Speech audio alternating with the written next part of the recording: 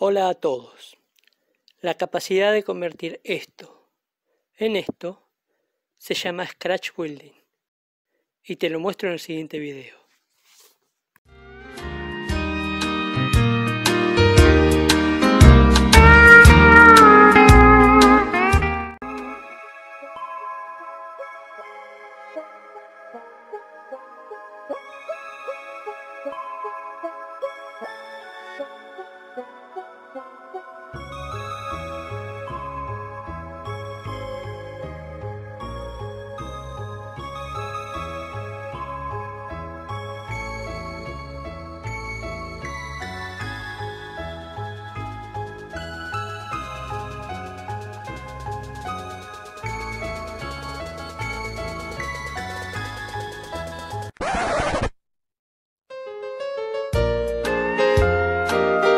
«30 minutos y una pastilla calmante más tarde».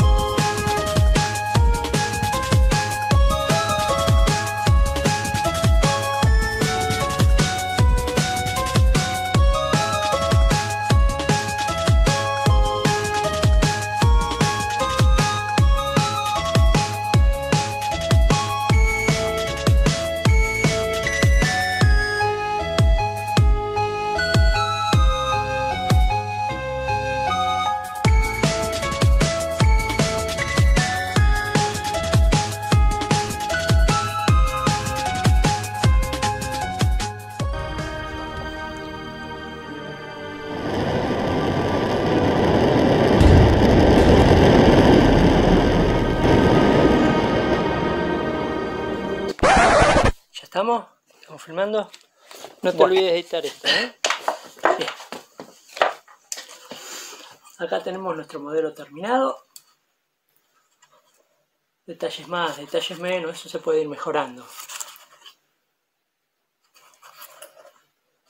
Ahora hay que ponerle imprimante. Vamos a ver cómo queda y después lo pintamos, ¿eh? Vamos a ello.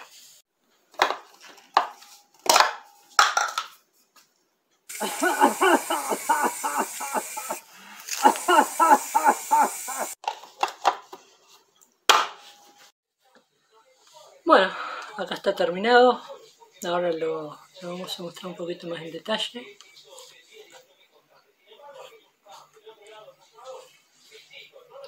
Este es el acorazado Coronel Dorrego. Me gusta bastante cómo quedó, conforme.